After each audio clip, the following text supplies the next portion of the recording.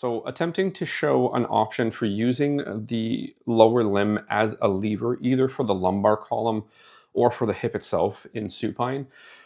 For those situations when the limb is heavier than you want, especially if you're standing. So depending on your height, the height of your table, the size of the patient's leg compared to you or your actual or perceived strength, just a different option. So a student was asking a question, which is a fantastic question, because of somebody with a heavier limb.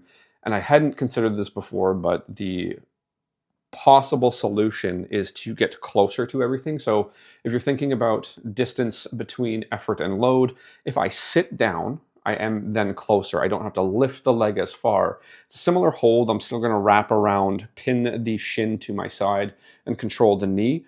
But at that point, I'm not standing, I'm not reaching as far away. So the thigh is now closer to me because I'm sitting.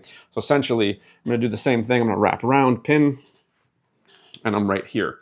And then I can just lean, so I'm not, sometimes you gotta move smoother than that because the hip jumped on me, which isn't necessarily an issue. It just means that I have to pay a little bit more attention. I can generate a still muscle in the hip and a moving bone in the thigh or the femur.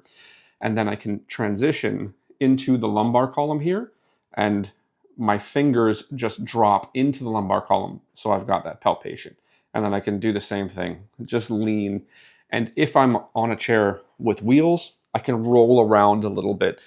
Because I'm not on my own feet, I have to be a little bit more cautious. It becomes exceptionally easy to move too fast and not pay attention.